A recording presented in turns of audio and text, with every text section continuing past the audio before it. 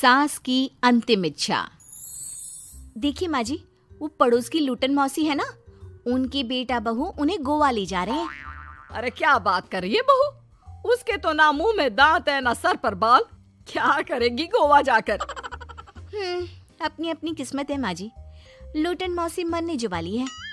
हैं? अरे बहू, ये कैसा मरना हुआ जो पहले से ही पता है और ऊपर से गोवा भी घूमने जा रही है। बोला ना माँ जी, ये अपनी अपनी किस्मत है। बात हुई थी मेरी लूटन मौसी की बहू से, बोल रही थी कि चलो दवाई में जो पैसा लगेगा वो गोवा में लगा देते हैं। सास को बहू की बात से पता नहीं क्यों नफरत की बदबू आ रही थी, लेकिन वो कुछ नहीं कहती और कमरे में जाकर लेट जाती है। क्या बात है, लूटन के तो मजे ही मजे है। वैसे आइडिया बुरा नहीं है, थोड़े से पैसे लगाओ और सीधा गोवा की सैर। मैं भी चलती हूँ गोवा। अगले रोज सास तय वक्त पर उठती नहीं।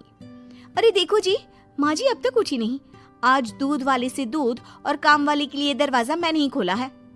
अब कम से कम माँ जी का ये तो सुख है कि सुबह जल्दी उठना नहीं पड़ता। अरे बड़ी अजीब हो तुम, मेरी माँ सुबह से उठी नहीं है और तुम्हें चिंता दूध और काम वाली की है।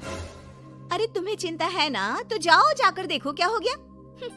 वैसे मेरी किस्मत कहाँ लूटन मौसी की बहू जैसी। बेटे को माँ की चिंता होती है, वो सोचता है कि कहीं माँ की सांसें तो नहीं रुक गई और हमें पता ही नहीं चला। बेटा माँ के कमरे में जाता है और वहाँ जाकर, माँ क्या हो गया है तुम्हें? बेटा, लग नहीं रहा कि अब मैं बचूंगी, लल्लन डॉक्टर के पास ले चले। अरे कैसी बात कर रही है माँ, तेरी तबीयत सीरियस है और मैं तुझे लल्लन झोला छाप डॉक्टर के पास ले जाऊं? ना ना ना।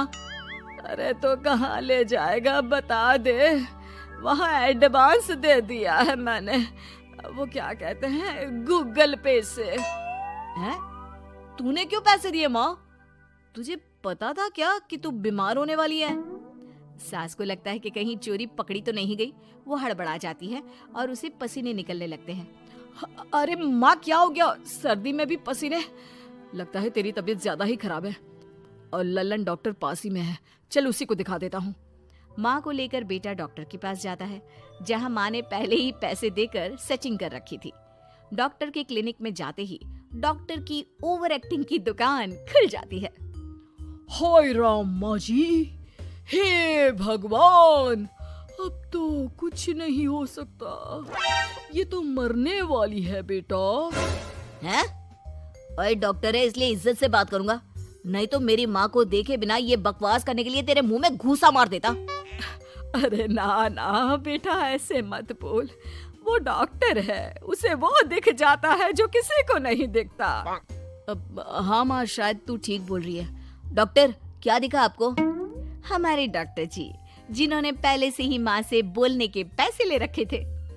यमराज, काला भैंस, वो तुम्हारी माँ को ले जा रहा है, ले जाओ इन्हें। यार माँ, ये डॉक्टर ही है तांत्रिक, क्या क्या बोला जा रहा है? अरे बेटा, वो डॉक्टर है, उसे वो दिखता है जो किसी को नहीं दिखता। इनकी हर इच्छा पूरी करो, क्योंकि यम नहीं चाहते कि इनकी कोई भी इच्छा को अधूरी रखा जाए। निराश मन से बेटा माँ को लेकर घर आता है। माँ, आज से मैं ऑफिस नहीं जाऊंगा, चल तुझे वो झूले वाले पार्क में ले चलता हूँ जहाँ तू पिताजी के साथ जाया करती थी। ठीक है बेटा चल, लेकिन साथ में वो बीड़ी का बंडल रख लेना, तेरे पिताजी वहीं झाड़ी में पिलाते थे मुझे। हैं? माँ कैसी बात कर रही हो? वैसे भी जीवन के 4 दिन बचे हैं और तुम। अरे देख बेटा, ना पिलानी तो ना पिला, लेकिन सुना ना तूने डॉक्टर ने क्या कहा कि मेरी कोई इच्छा खाली नहीं रहनी चाहिए। अरे वैसे बेटा 4 दिन की जिंदगी है, न जाने कब मौत आ जाए। माँ के मुंह से मौत का नाम सुनकर बेटा गंभीर हो जाता है, उसकी आंखें लाल हो जाती है। वो माँ का हाथ पकड़ लेता है। माँ को भी लगता है कि उसकी मौज मस्ती कहीं बेटे को डिप्रेशन में ना डाल दे। देख, लल्लन का फोन आया था, बोल रहा था कि हो सकता है मौत ना भी आए, पर इच्छा पूरी करके रख दे। जब जाऊंगी तब तृप्त होकर जाऊंगी, क्यों? तभी बहू की आवाज आती है, माँ जी आपकी फेवरेट गट्टे की सब्जी बनाई है। सास खाने के टेबल पर जैसे ही बैठने वाली होती है, बहू उनकी चेयर पीछे करती है और प्यार से बिठाती है। बहू शांत हो जाती है। वो माँ को बस देखती है और उनकी हर बात मानती है। रात को जब सास सोने जाती है तो, माँ जी मैं आपके पैर दबा देती हूँ, आज आप डॉक्टर के पास गई थी, थक गई होंगी ना। बहू का प्यार देखकर सास को हैरानी होती है। वो समझ नहीं पाती कि जो बहू उनके मरने को अपना भाग्य बताती थी, वो आज जब सास मरने वाली है तो दुखी क्यों हो रही है। क्या सोच रही है माँ जी? यही ना कि मैं ऐसा क्यों कर रही हूँ। माँ जी मैंने आपको हमेशा अपनी माँ माना है। माना आपसे नाराज होती थी, परेशान होती थी, आपकी बातें चुभती थी, लेकिन यकीन माने प्यार बहुत है आपसे मुझे। सास बहू को गले लगा लेती है। अरे तू क्यों मोह में डाल रही है? आज नहीं तो कल मुझे मरना ही है ना। बहू रोने लगती है और वहां से चली जाती है। अब तो सास आए दिन कोई ना कोई डिमांड करती जिसे बच्चे पूरा करते। मुझे ना वृंदावन जाना है, कृष्ण की नगरी देखने। जी माँ जी हम आपको लेकर चलेंगे। माँ मैं कल ऑफिस से छुट्टी ले लेता हूँ।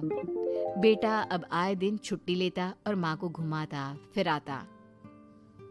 एक दिन बॉस कहते हैं, रमन क्या बात है? मैं देख रहा हूँ पिछले 1 महीने से तुम ना काम करते हो ना दाम, बस सारा दिन इमोशनल से बैठे रहते हो। ऐसे में तो कंपनी तुमको और नहीं रख पाएगी। मैं खुद ही नौकरी छोड़ने की सोच रहा था बॉस। वो क्या है कि माँ का आज नहीं तो कल कभी भी देहांत हो सकता है। इतना कीमती समय मुझे तो पल पल उनके साथ रहना होगा। पता नहीं कब वो मुझे छोड़कर चली जाए। और बेटा नौकरी छोड़ देता है। माँ मैंने नौकरी छोड़ दी है, आज से मैं तेरे पास रहूंगा। माँ जी मैंने भी बच्चों का नाम स्कूल से कटवा दिया है, अब हम सब आपके पास ही रहेंगे और आपकी सारी इच्छा पूरी करेंगे। अब सास को लगता है ये तो कुछ ज्यादा ही हो गया। अरे बेटा नौकरी नहीं करेगा तो खाएगा क्या? बच्चे स्कूल नहीं जाएंगे तो साल बर्बाद हो जाएगा। वो समझ नहीं पाती कि क्या करे, कैसे ये ड्रामा खत्म करे। बेटा बहू अब तुम लोगों से एक बात करनी थी। देखो मैं ना बहुत शर्मिंदा हूँ, मैंने झूठ बोला था, मुझे कुछ नहीं हुआ है। वो तो ये बोलकर सास सारी बात घर वालों को बता देती है। ओ माँ सच्ची? हे भगवान मैं जानता था माँ को कुछ नहीं होगा।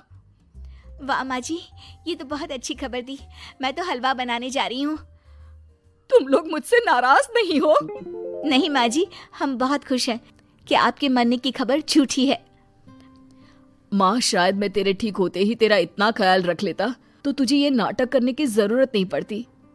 माँ जी आप हम लोगों को माफ कर दीजिए।